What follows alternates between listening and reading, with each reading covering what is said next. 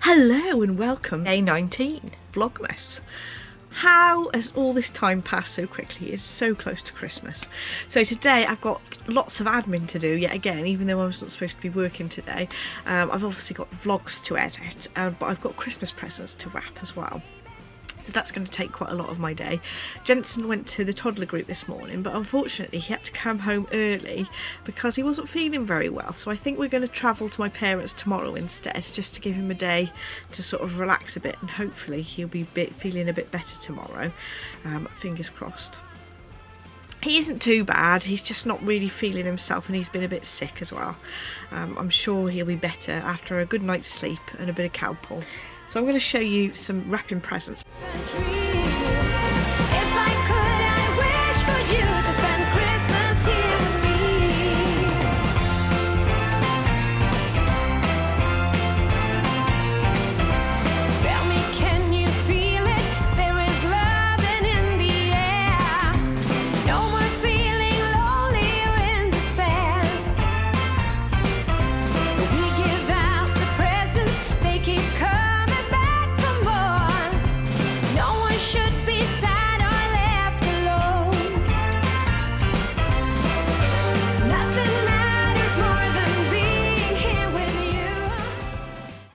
Today's colourway is inspired by the song Free as a Bird by the Beatles.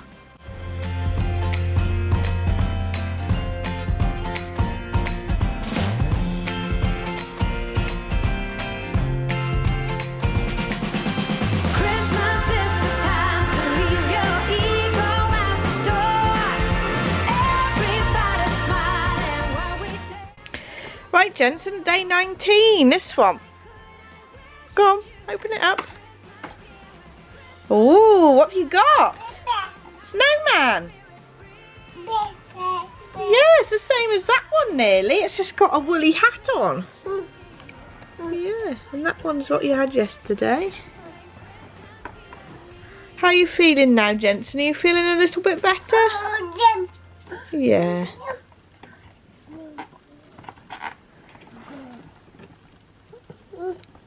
That's an owl. I've been longing for this Christmas when everyone's around to share this heart. Hello and good evening. Adam has come to me and brought me some jeans. He said, look, there's a hole in these jeans. Can you fix them?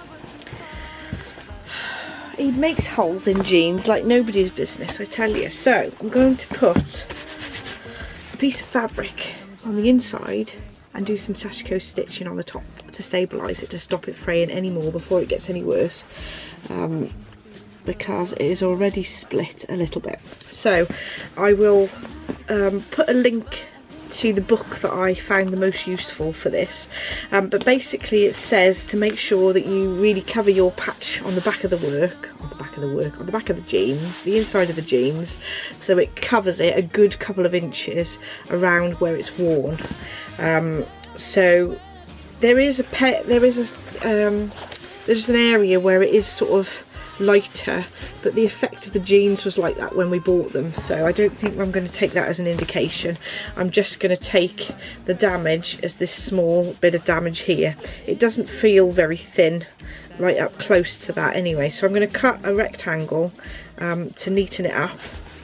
I have already cut myself a square of denim that I've got from another pair of Adam's jeans, and I'm going to, before I put I'm going to put some heat and bond on this to adhere it to the inside of the jeans, but before I do that I'm going to overlock around the edges of this piece before I put the heat and bond on, because last time I did it I found that it was a bit sticky when it's got the heat and bond on to actually do the overlocking.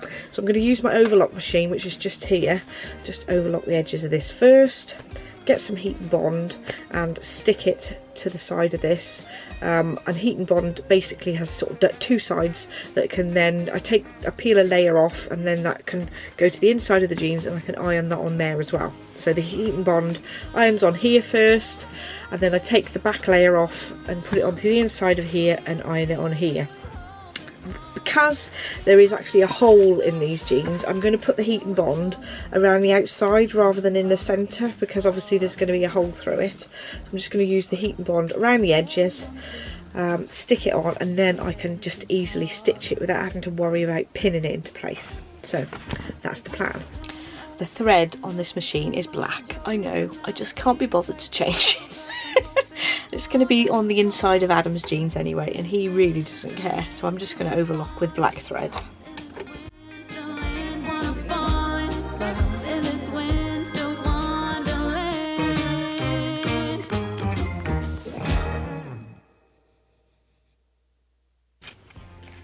Right, so I've cut a square of heat and bond so that I can adhere it to the side of this, and I've cut out a hole in the middle so that that won't stick to the part where I'm going to cut a hole in the jeans where it's damaged.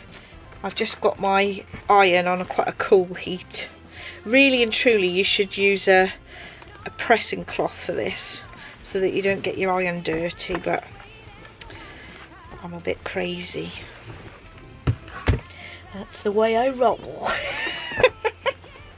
Right, there we go. We have ironed it on. I'm going to leave that cool down for a second, and then I'm going to take the backing paper off this. But first of all, I need to cut away the bit that's damaged in the knee.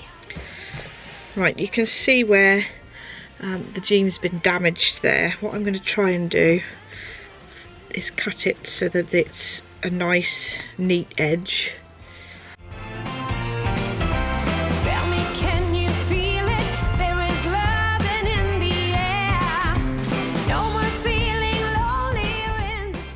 Right, we have the hole cut nice and clean. I'm going to turn the jeans inside out and get that patch ironed on to the inside of here. Taking away the side of the heat and bond, just making sure that the patch in the middle isn't going to be stuck to where it shouldn't be.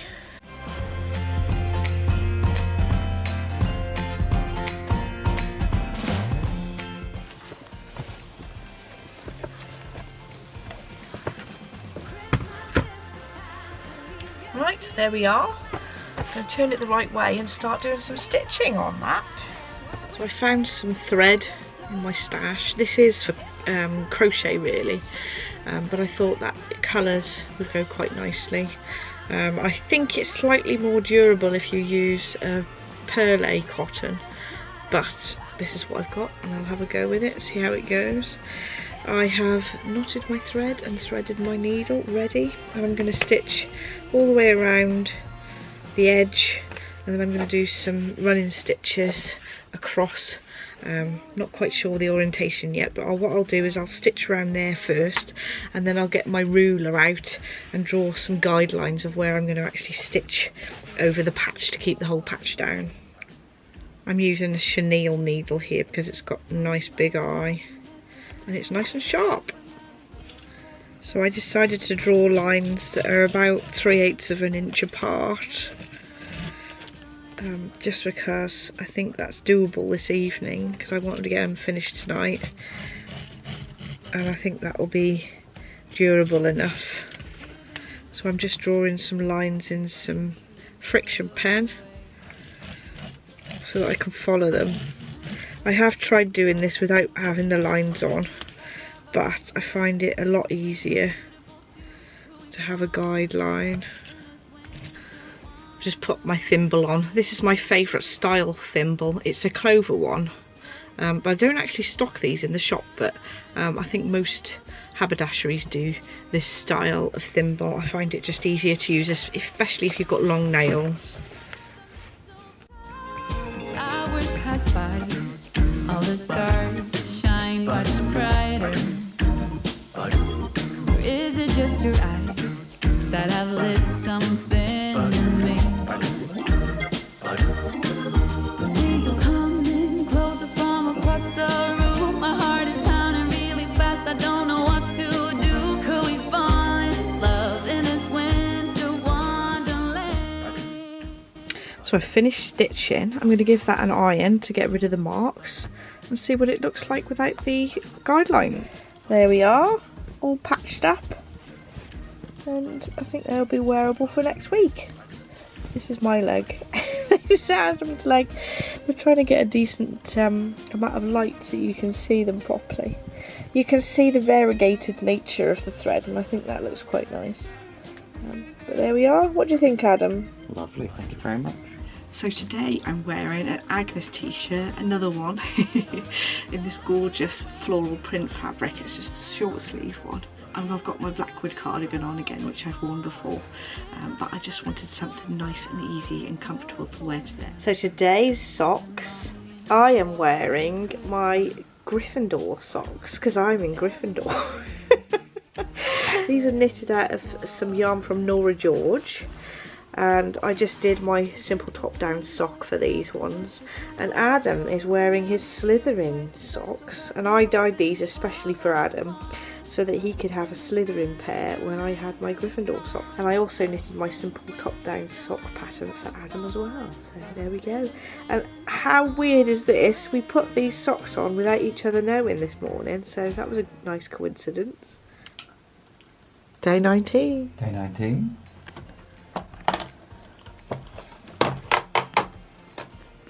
Oh, it's a fireplace.